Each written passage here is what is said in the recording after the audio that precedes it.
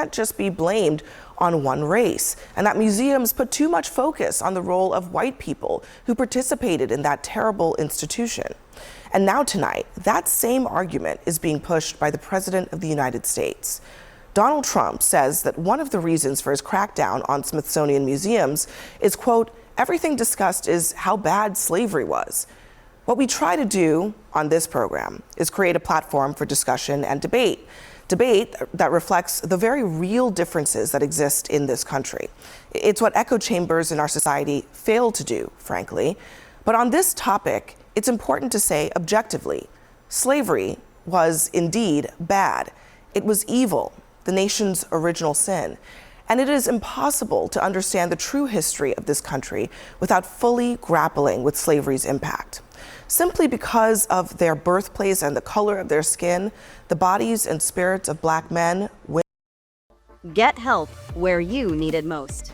Microsoft 365 Copilot, your AI assistant at work. Women and children were exploited for profit and power. They were forced onto ships, bound by shackles and collars that ripped off their skin. One older man described it as iron entering our souls.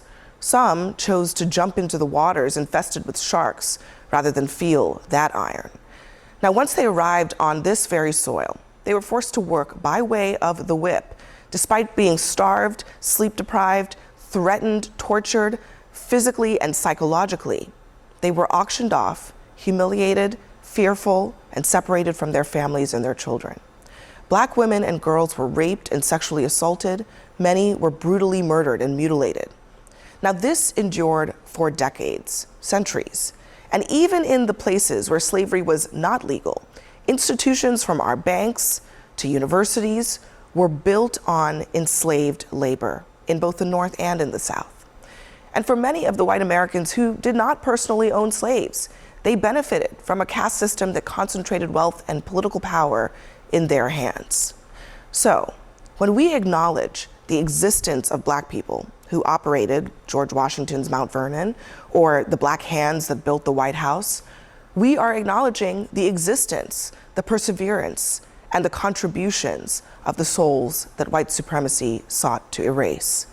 Those people built families, they developed a culture, they were the keepers of the faith, cultivators of community. And they are the ones who deserve credit for forcing America to rid itself of the stain of slavery. Now, all of this information, these stories are from the Smithsonian's African American History Museum. And I share this not as a lecture for you, but as a lesson. America, the superpower, is largely possible only because of the superpowers of people who went lifetimes without the same rights of generations who were boosted from their backs. True history should include everything. Yes, the evils and the horrors too. And museums are supposed to be places that protect those stories, the images, the lessons, the very things that inform so much of our current state of our republic, from racism to poverty. No matter how painful, or in the president's words, how horrible the lesson. Now, just listen to one formerly enslaved man describe what slavery is like in his own words. You know what I'd rather do? If I thought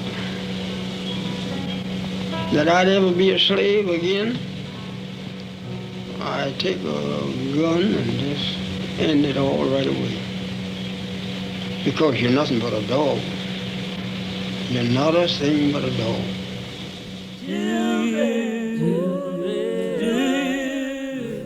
We are here in the studio with our panel, Leah Wright-Rigueur. I was actually surprised to see President Trump basically saying the quiet part out loud, that this review of the Smithsonian is not about even just something vague about reviewing history to make sure that it's fair. He wants to make it so that it talks less about slavery.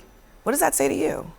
Well, I think it's an effort. It's part of a larger effort to both sanewash and whitewash American history, and essentially erase all of the parts and disappear all of the parts that make that make President Trump uncomfortable, that feel distasteful, that are a reflection of the actual real and horrific parts of our history. And I find it a little ironic. You know, earlier today, as I was listening to some of the commentary, my first thought was, wait a second. I wonder if the president has actually ever visited any of the Smithsonian museums. And then I remembered that in 2017, he actually took a tour of the National Museum of African American History and Culture. Let me just play, actually, what he said during that tour. Listen to this. I had the privilege of visiting the National Museum of African American History and Culture right here in Washington, D.C. It's a new, beautiful Smithsonian museum that serves as a shining example of African Americans' incredible contributions to our culture, our society, and our history. It also tells of the great struggle for freedom and equality that prevailed against the sins of slavery and the injustice of discrimination.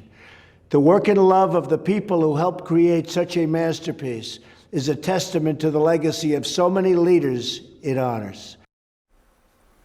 So was it that he didn't believe what he read from the teleprompter as he recorded that video, or what?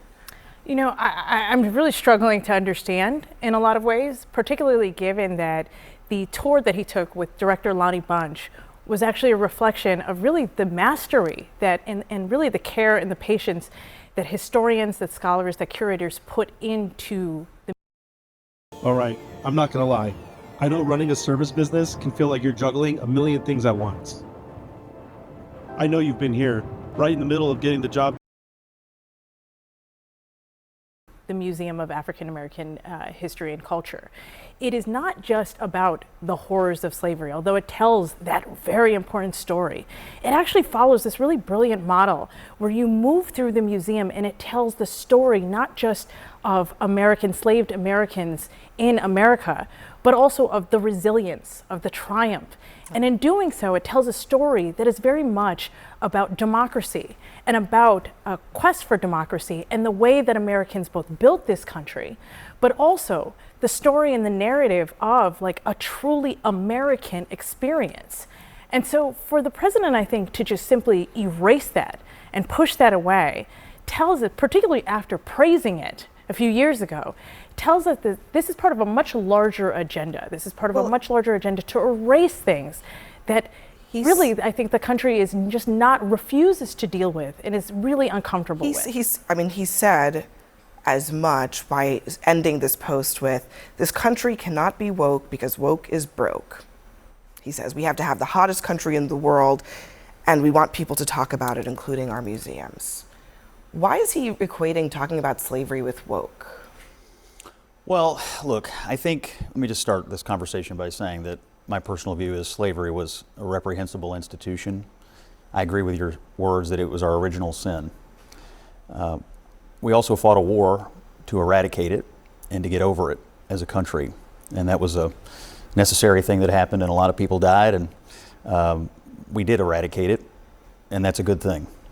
I think what he's asking is, in our museums, what defines us? Are we going to be defined by the worst moment or the worst institution or the worst mistake we ever made? Or are we going to be defined by what we've done moving forward to get over it and to become the greatest nation on the earth? My belief is that he wants to look at these museums, not because he wants to do away with the idea that slavery occurred, but that he wants to ask a very simple question. Are we going to present ourselves as being exceptional or not? And I think he believes there is an effort by some to continue to try to define us from our worst moment instead of to try to focus and define us based on our best moments, which started when we eradicated slavery and began to move forward as the light of the world. And so that's what I think. Museums, that's what makes us an exceptional nation, is because they tell the history and the story of our country, and therefore, you know, these horrible, horrific moments in our history, the original sin, as Abby talked about, when it comes to slavery, has we of course did eradicate it, but look where we've come today. And I think those museums, like to your point, make America exceptional, and in museums all around the world that document atrocities, whether it be, from Nazi Germany to eradicating slavery here in the United States, you have to learn the lessons of the past, and to deny it is to defend it. I don't think he's denying it, and Bachi may want to comment on this as well, but I think what he wants to ask is a simple question. As we present our history, are we spending most of our time focused on something terrible? Are we going to spend more time as we enter our 250th anniversary focused on what this country has done to improve the lives of every single person who lives here? We are the light of the world for a reason, because we're an improving commodity. The question I ask when I hear you say that is, why? I mean, the idea that slavery happened, it's hard to understand what we've overcome if you don't even talk about what it was.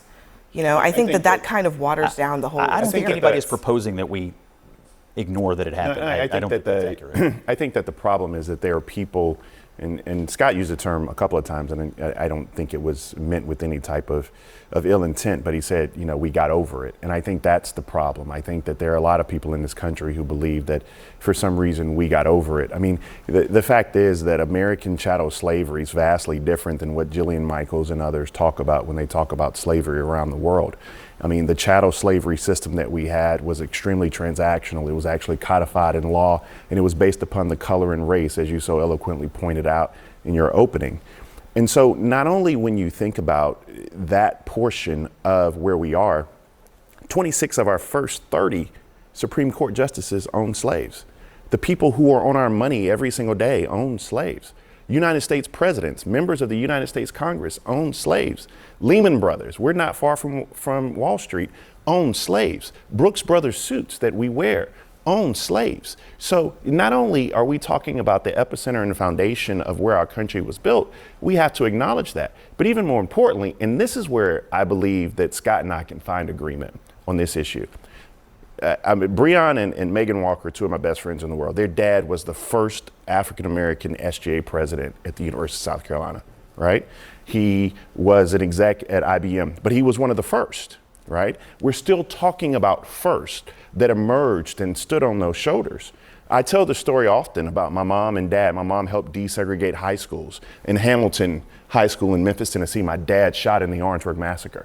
This is a part of my story. This isn't some faint, distant history. Yeah. And so the reason I bring that up is because I think that American exceptionalism talks about the fact that Black folk enslaved folk help build this country for what it is. Mm-hmm. They built Washington, D.C., but all of us are around this table. Abby, myself, all of us, not just Abby and myself, all of us are around this table because of the sacrifices and the blood and the sweat and the tears these people poured in.